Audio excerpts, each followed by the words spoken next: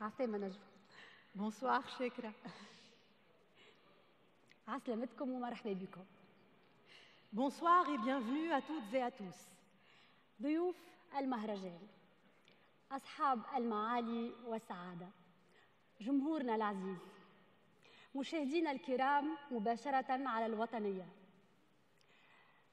السيد والي تونس، شركاء ومساندي المهرجان، معالي وزير الشؤون الثقافية، مرحبا بكم في سهرة اختتام أيام قرطاج المسرحية لدورتها العشرين.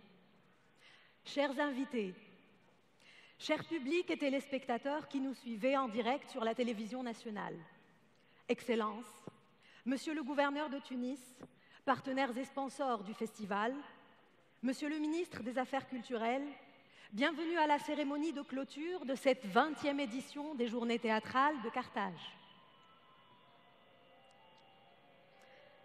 Les JTC cette année, c'est 159 représentations, 117 pièces de théâtre, 69 troupes de théâtre, 36 salles et 39 pays participants. أيام قرطاج المسرحية السنة 117 مسرحية، 159 عرض، 36 قاعة، 117 فرقة مسرحية، 39 دولة مشاركة. هذم الكل صنعوا لنا الفرحة لمدة 8 أيام. أسبوع من الإبداع، أسبوع من الحلم، أسبوع من الحرية والجدل، بين فرحة وغسرة، بين دمعة وضحكة، وبعد غياب كانت فرصة للفنانين يعاودوا يتلقاوا مع بعضهم. Tous ont contribué à l'enrichissement et à la réussite de cette 20e édition.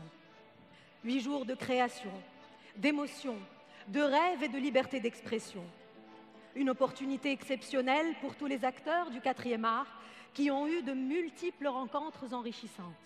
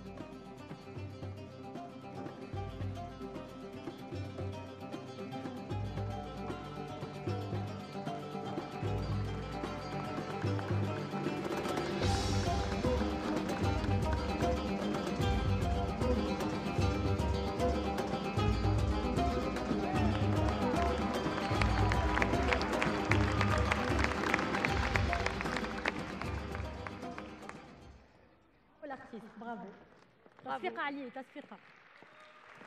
نجوى ما نجموش يحضروا معنا في الافتتاح باش نكرموهم اليوم في الاختتام ما باش نفلتوهم هكا ولا؟ Absolument, Chekra. Ils n'ont pas pu être des nôtres pour l'ouverture. C'est donc ce soir que nous allons leur rendre hommage. Nous invitons à cet effet Son Excellence le ministre des Affaires culturelles à nous rejoindre sur scène. معالي وزير الشؤون الثقافية ويتفضل معنا زادة السيد حاتم دربيل مدير الدورة والسيد محمد هادي جويني مدير عام مؤسسة التظاهرات والمهرجانات يتفضلوا بحذنا مرحبا بهم. عسلامة سيد الوزير.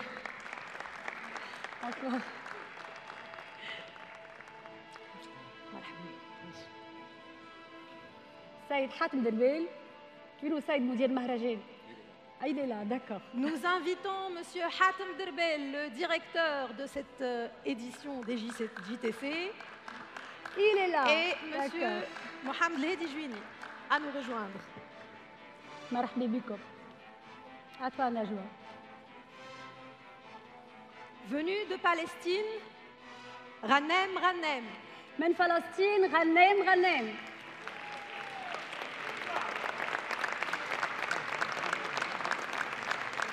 Il est chercheur, auteur, comédien et metteur en scène arabe. هو باحث ومؤلف وممثل ومخرج مسرحي عربي. فلسطين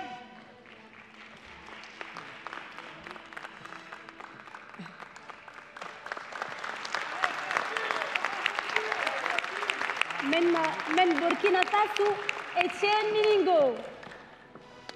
Du Burkina Faso, Étienne Meningo. هو ممثل ومخرج ودراماتورج ومستثمر ثقافي. Il est comédien, metteur en scène, dramaturge et entrepreneur culturel.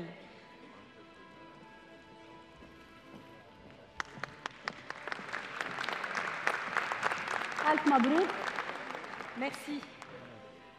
يا جماعة باش تكملوا تقعدوا بحذنا للتتويجات. Nous invitons Monsieur le ministre à rester auprès de nous. Merci. Et nous allons passer aux consécrations.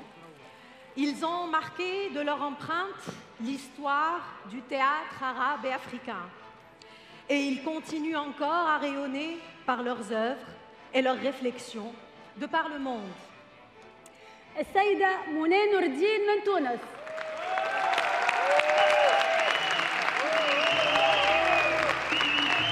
L'artiste tunisienne Mouné Nourdine. Comédienne de théâtre, télévision et cinéma, elle a à son actif plusieurs participations nationales et internationales où elle a brillé. ممثلة مسرحية تلفزية وسينمائية لها العديد والعديد من المشاركات الدولية.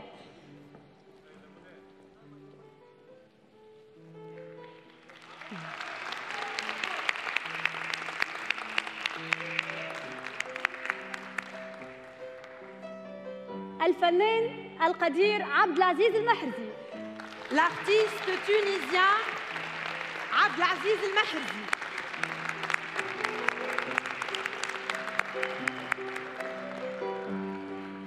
Il est comédien, metteur en scène et auteur de théâtre. Il a campé plusieurs personnages qui ont marqué le théâtre tunisien. هو ممثل ومخرج ومؤلف مسرحي. له العديد من الأدوار التي طبعت ذاكرة المسرح.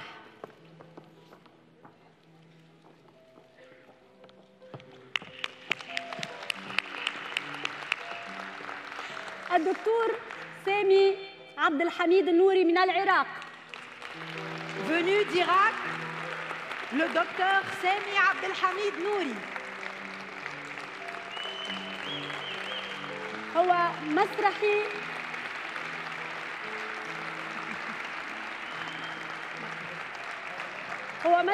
Il est comédien, metteur en scène, auteur et traducteur. chercheur mais aussi professeur de théâtre.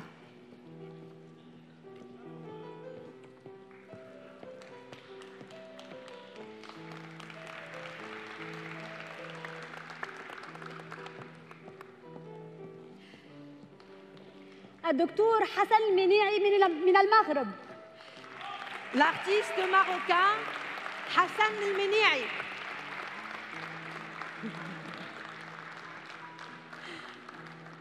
Il est chercheur, critique dans le domaine de l'art en général et du théâtre en particulier. Il a plusieurs publications à son actif. هو باحث وناقد في مجال الفن عموما والمسرح خصوصا. له العديد من الإصدارات ذات الصلة.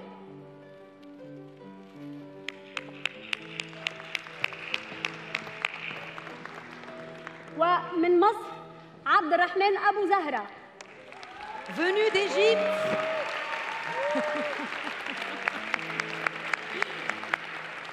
L'artiste Abdelrahman Abou Zahra. Une star arabe, comédien de théâtre, de télévision et de cinéma. هو نجم عربي وممثل مسرحي تلفزيوني وسينمائي.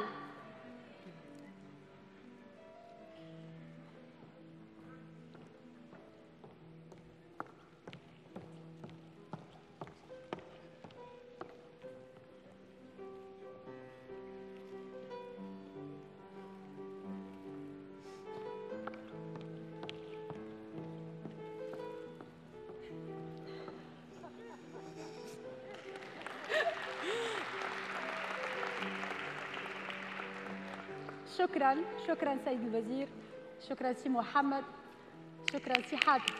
Merci à tous. Merci. من هنا.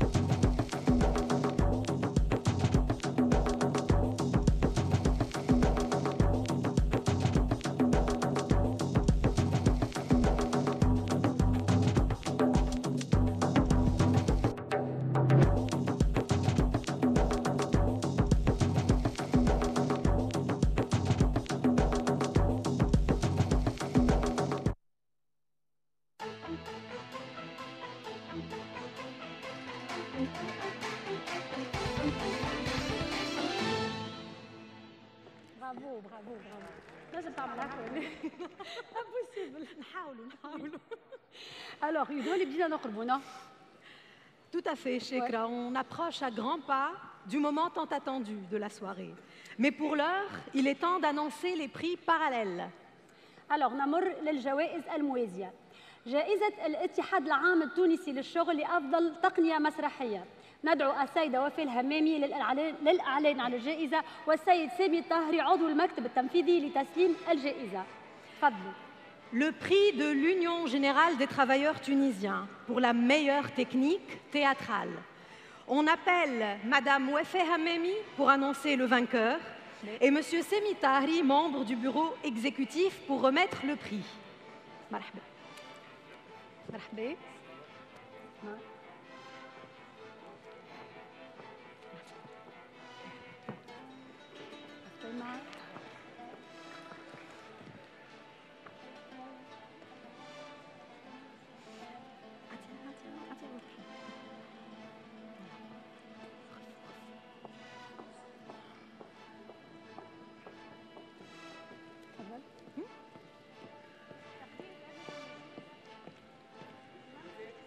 وفاء ميكرو.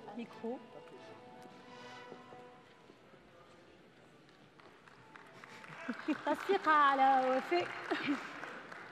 تقرير لجنة المشاهدة لمنح جائزة التقنية المسرحية التي يسندها الاتحاد العام التونسي للشغل ضمن أيام قرطاج المسرحية في دورتها ال20 والمتركبة من السادة محمد الطاهر القليبي رئيساً. تفضل سي طاهر.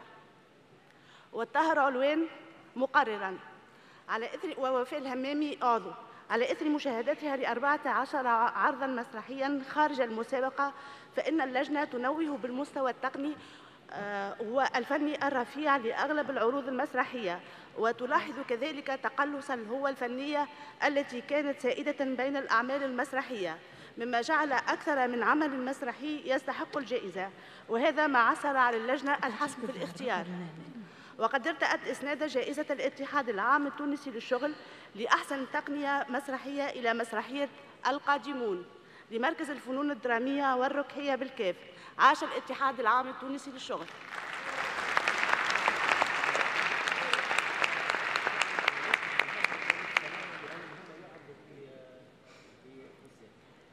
نسلموا الجائزة لأنه فما برشا جوائز أخرين وإحنا توا على المباشر مربوطين بالأخبار. شكراً. عندنا ساعة من الوقت.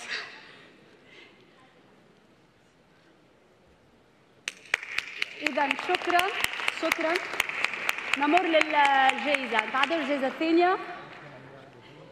جائزة أحمد معاوية لأحسن هيكل منتج تمنحه لوتيكا. Le prix Ahmed Maouia pour la meilleure structure de production offert par l'UTICA.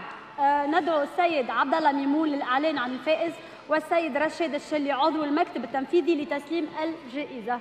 Nous invitons sur scène Monsieur Abdallah Mimoun, membre du bureau exécutif, pour annoncer le vainqueur, et Monsieur Rachid Chelli pour remettre le prix. جائزة أحمد معاوية لأفضل هيكل مسرحي منتج خاص قيمتها 10,000 دينار يمنحها الاتحاد التونسي للصناعة والتجارة والصناعة التقليدية. وتتركب اللجنة المعنية بدراسة الملفات من السيدة والسادة أحليمة داود عن المكتب التنفيذي للاتحاد التونسي للصناعة والتجارة والصناعات التقليدية، عبد الله بن ميمون عن الغرفة النقابية الوطنية لمنتجي الفنون الركحية، السيد معز حمزة عن إدارة المسرح والفنون الركحية، السيد جمال العروي عن النقابة الوطنية المستقلة لمحترفي الفنون الدرامية، السيد لحبيب جغام إعلامي مواكب وملم بالشأن المسرحي. واستناداً للمعايير التقييمية المدرجة في البلاغ والمخصصة للغرض والمتمثلة في مجمل وقيمة إنتاجات الهيكل المسرحي خلال ال5 سنوات الماضية، مشاركات وتتويجات الهيكل في المهرجانات الدولية داخل الجمهورية التونسية أو خارجها، مدى احترام الهيكل المسرحي لتعهداته إزاء الأطراف المتعاقد معها. تقترح اللجنة إسناد جائزة أحمد معاوية للهيكل المسرحي الخاصة شركة فن الضفتين بقبلي لحافظ خليفة. ويتسلمها الإعلامي حافظ الشتوي.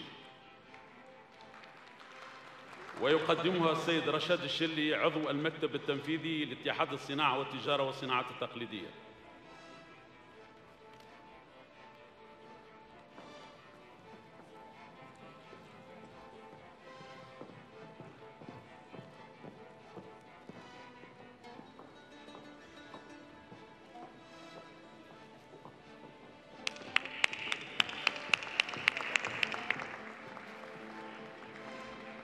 نمر للجائزة الثالثة. إذن جائزة النقابة الوطنية للصحفيين التونسيين نجيب الحمروني لحرية التعبير. Le troisième prix, c'est le prix Najib Hamrouni pour la liberté d'expression, offert par le syndicat national des journalistes tunisiens. ندعو السيدة مفيدة خليل للإعلان عن الفائز والصحفي فاتين حفصية لتسليم الجائزة. Nous invitons sur scène Moufida Khlil pour annoncer le prix et le journaliste Fatine Hafseya pour remettre le prix. مرحبا بكم وبينا في حضرة المسرح. قبل ما نقرأ تقرير اللجنة نحب نستدعي زميلي فاتين حفصية باش يقرأ كلمة النقابة الوطنية للصحفيين. تفضل فاتين.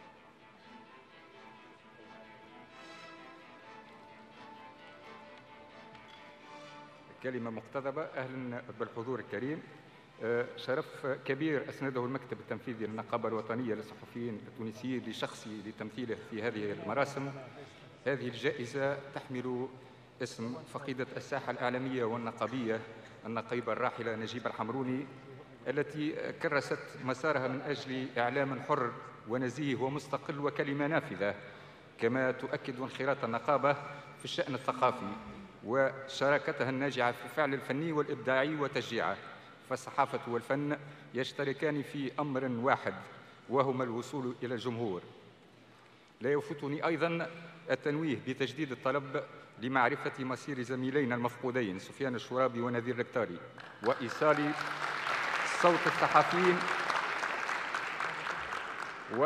صوت الصحفيين المعتقلين في عدد من البلدان كحال عدد من المبدعين والفنانين. شكرا لكم. شكرا.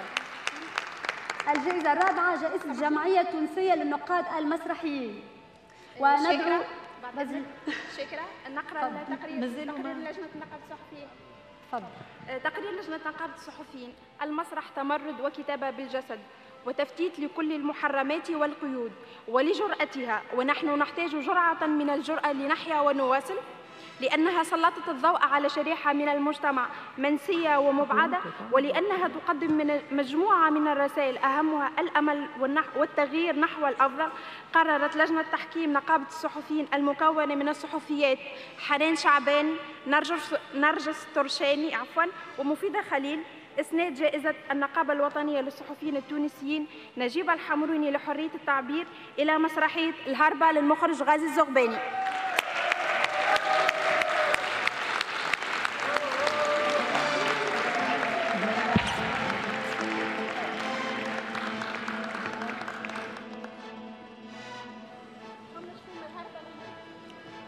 فما شكون من الهربة؟ مسرحية الهربة. الهربة ممثل عن مسرحية الهربة. إذا يظهر لي طوال المهرجان تسليم الجائزة. شكرا مشكورين. شكرا. دونك كما قلت نجوى جائزة الجمعية التونسية للنقاد المسرحيين، وندعو السيدة فوزية المزي للإعلان عن الفائز وتسليمه الجائزة. هكا ولي. Le quatrième prix est le prix de l'Association des critiques de théâtre. Nous invitons sur scène Fawzi El-Mezzi pour annoncer et remettre le prix.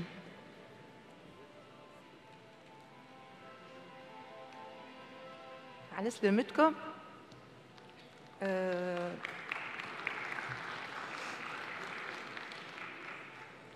تتشرف الجمعية التونسية للنقاد المسرحيين بأنها تخصص جائزتها باكورة القرار هذايا متاع جائزة النقاد إلى مخرج وكاتب مسرحي.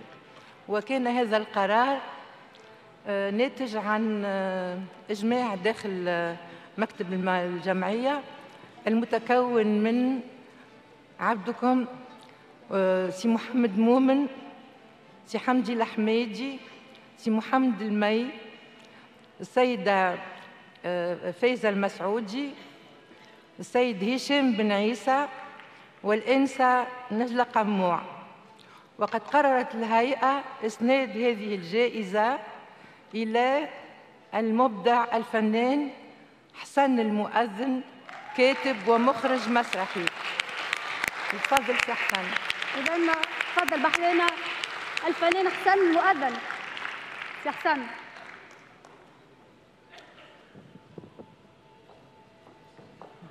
تصفيق على سي حسن. مرحبا.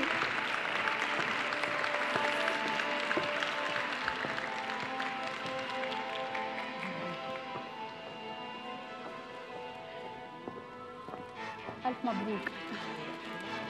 ألف مبروك.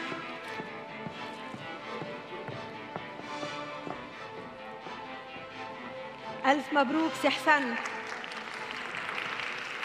Nous passons au 5e prix, qui est le prix de la diversité culturelle de l'Organisation internationale de la francophonie.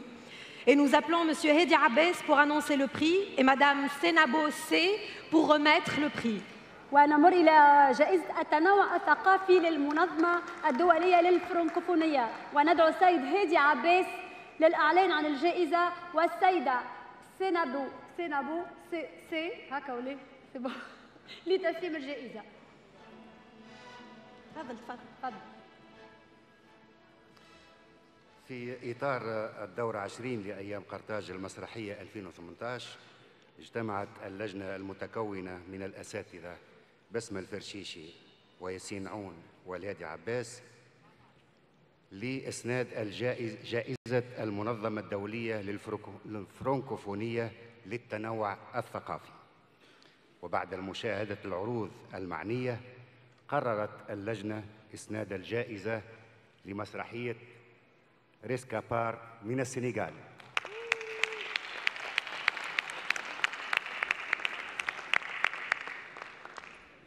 إذا موجود شكون يتفضل بحذنا من المسرحية؟ فما ممثل عن المسرحية باش يتسلم الجائزة؟ لا، جو بونس كو نو. يسلمها هادي عباس.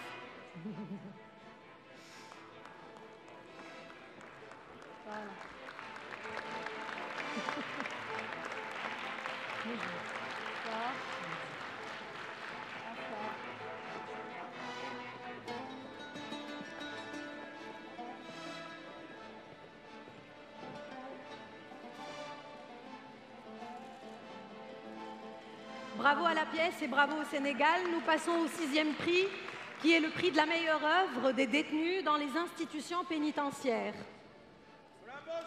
جائزة أفضل عمل مسرحي للمدعين داخل المؤسسات السجنية والإصلاحية، وندعو السيد فتحي بن عثمان للإعلان عن الجائزة، والسيدة تيريزا ألبرتو رئيسة المفوضية السامية لتسليمها. Nous invitons sur scène M. Fathi Ben Othman et nous appelons la présidente du Haut Commissariat des droits de l'homme, Mme Teresa Alberto, pour remettre le prix. مساء النور.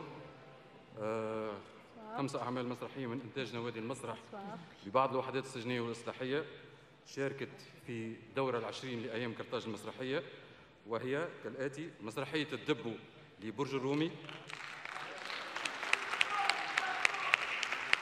مسرحية داموس 34 لسجن الهوارب، مسرحية ذئب الشمال لمركز إصلاح الأطفال لسيدي الهاني، مسرحية الرجة لسجن قفصة، مسرحية البرباشة لسجن المهدية. وواكبت هذه الأعمال لجنة تحكيم وهي كالآتي: الأستاذة عفاف الأنداري، رباب محمد، كمال حمدي، كريم حمدي، كريم المدحي، وتشرفت أنا فتحي بن عثمان رئاسة اللجنة. العمل المتميز هو مسرحية الرجة لنادي المسرح بسجن قبصة، وأنا أتشرف أن أدعو السيد طارق الفني ممثل الإدارة العامة للسجون سلاح ليتسلم الجائزة. Nous les invitons à nous rejoindre sur scène. السيد طارق الفني. Et c'est M. Tarek El-Fani qui leur transmettra le prix. Voilà. Merci beaucoup. Nous passons au 7e prix, qui est le prix de la Maison méditerranéenne des arts et de la culture. Et nous appelons M. Nourdine Lemhadb, le secrétaire général, pour annoncer le prix. جائزة دار المتوسط للثقافة والفنون، المركز الثقافي الدولي بالحمامات، وندعو السيد الكاتب العام نور الدين مهدب. شكرا. دعما وتكريسا لدوره الريادي في دعم المحاضن الثقافية والتشجيع على الإبداع، تطلق مؤسسة المركز الثقافي الدولي بالحمامات دار المتوسط للثقافة والفنون بالاشتراك مع أيام قرطاج المسرحية جائزة الإقامات الفنية، التي تتضمن منحة لاحتضان عملا في شكل مجموعة إقامات فنية تتوج بعرض في أحد أهم فقرات مهرجان الحمامات وأيام قرطاج المسرحية، وهي خاصة بالمبدعين الشبان أصحاب المشاريع الثقافية والمسرحية. وشكرا. شكرا. Merci. ميرسي. الوغ نتعداو لجائزة صلاح القصب للإبداع المسرحي، وندعو الدكتور صلاح القصب للإعلان عن الجائزة.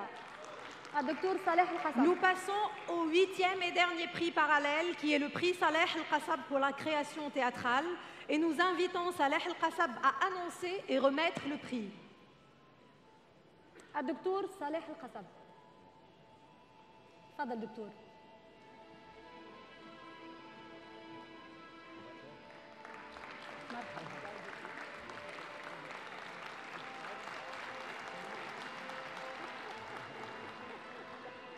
ولأن منصة قرطاج تمثل الفضاء الأرحب والأبهى والأنسب، قررت لجنة منح جائزة الدكتور صلاح القصب للإبداع المسرحي العربي عبر هذه المنصة، وهي لجنة تضم في عضويتها نخبة من ألمع النقاد والفنانين المسرحيين العرب.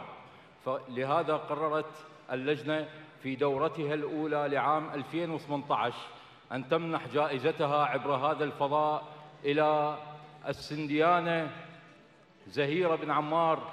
أدعو بعد إذنكم سعادة السفير العراقي ليتفضل بمشاركتنا بمنح هذه الجائزة.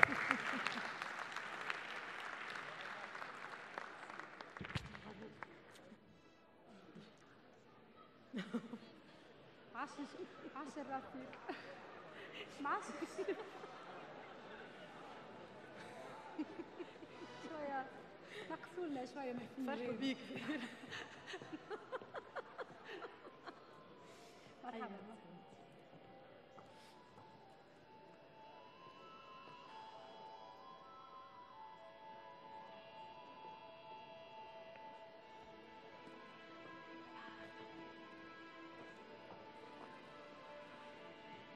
Bravo à Zahira Ben Ammar, un grand bravo à nos artistes.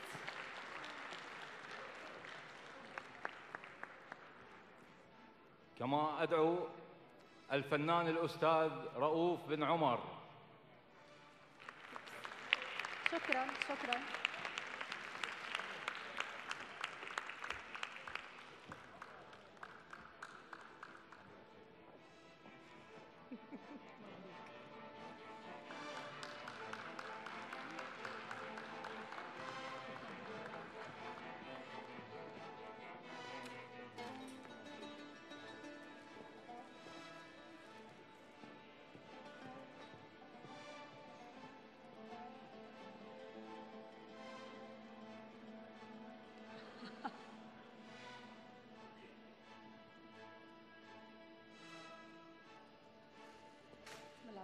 إذا ألف مبروك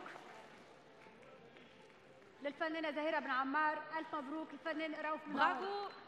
برافو les artistes. On applaudit les artistes. Merci. يظهر لي وقايت ولا؟ سيرك. توا وقايت سيرك.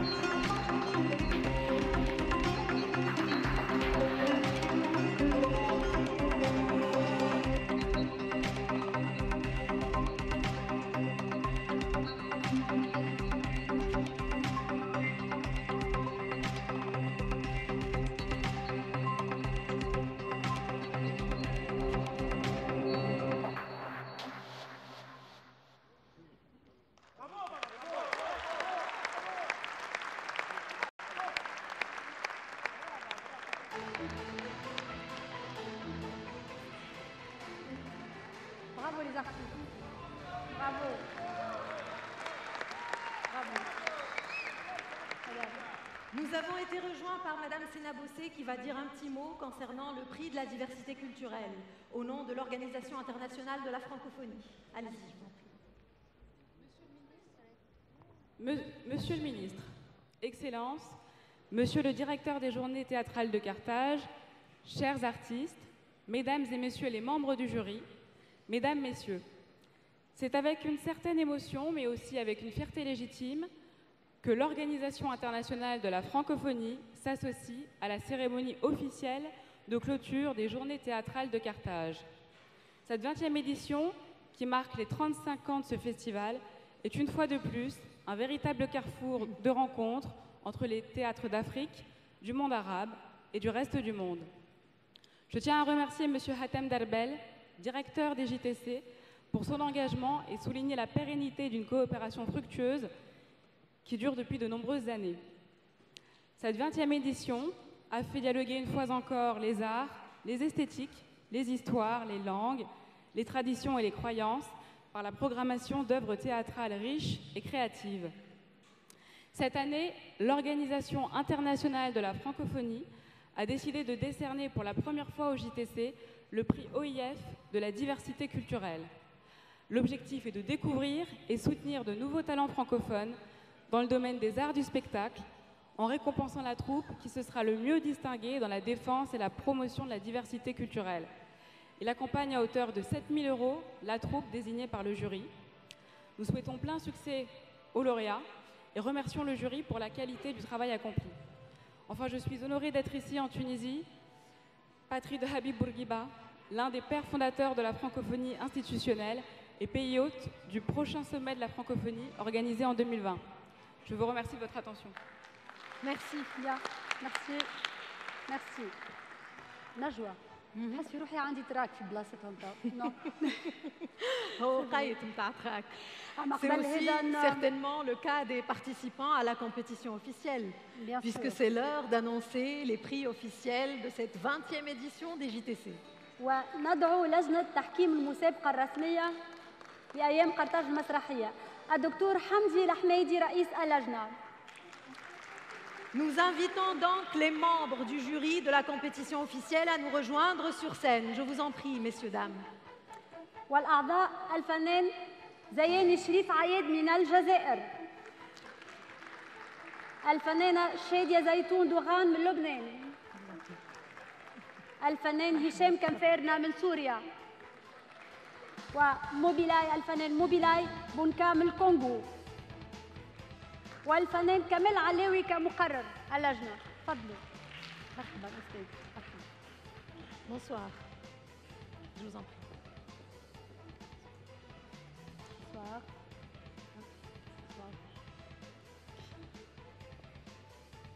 إذا تفضل أستاذ حمدي باش تقرأ. Donc nous allons commencer par les prix. Le premier prix, c'est le prix de la meilleure scénographie et il sera remis par Monsieur Youssef Lachrem.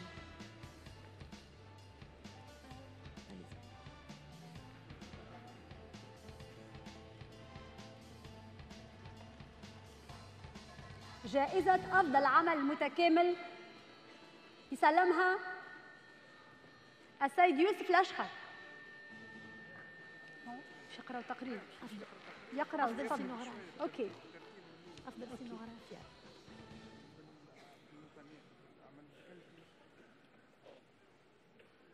أي سامحوني. جائزة أفضل سينوغرافيا. أيها الأعزاء، أسعد الله مساءكم بكل خير ومحبة وسعادة وسلام وألق. وإليكم تقرير لجنة التحكيم. بناء على قرار إدارة المهرجان الدولي لأيام قرطاج المسرحية في دورته العشرين المنتظمة من 8 إلى 16 ديسمبر 2018، والمتضمن تشكيل لجنة التحكيم من السادة الأستاذ حمدي الحميدي رئيساً، وعضوية كل من الأستاذة شادية زيتون لبنان، الأستاذ عياد الشريف الزياني الجزائر، الأستاذ دوني بونغا الكونغو، الأستاذ كمال علاوي من تونس مقرراً، وأنا هشام كفارنة من سوريا.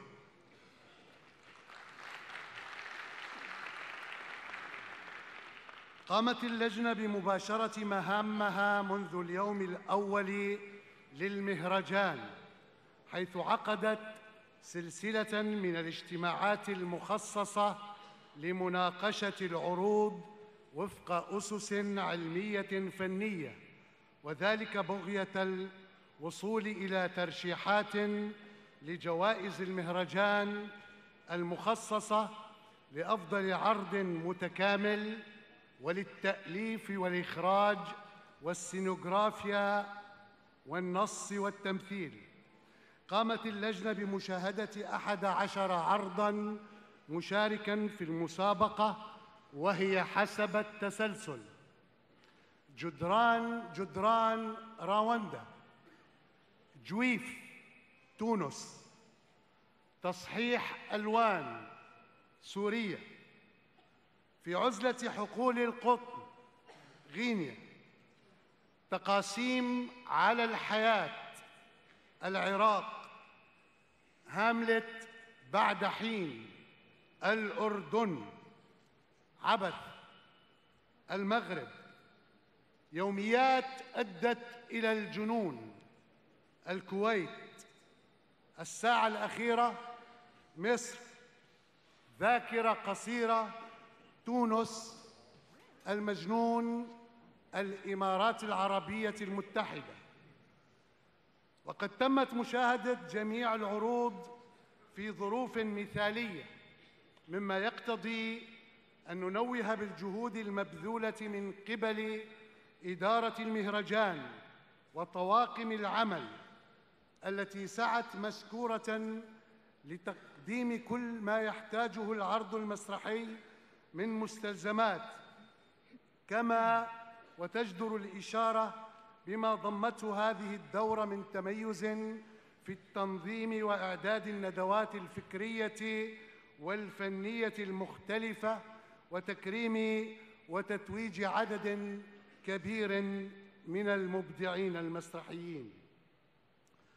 وبعد أن أخضعت جميع العروض للنقاش الذي تناول المقولات الفكرية والبنى والجوانب الفنية بعناصرها المختلفة المكونة للعرض المسرحي، خلصت اللجنة إلى الملاحظات والتوصيات التالية. أولاً، ترى اللجنة ضرورة لتشجيع النصوص المؤلفة، مما يساعد على رفض المكتبات العربية والإفريقية بنتاج مسرحي جديد لمؤلفين جدد، خاصة أن إدارة المهرجان خصصت جائزة لأفضل نص. ثانياً، تؤكد اللجنة على استخدام أفضل للغة العربية الفصحى، وذلك بإيلاء اللغة العربية وقواعدها اهتماماً أكبر. ذلك يخص فقط العروض التي اعتمدت اللغة العربية الفصحى.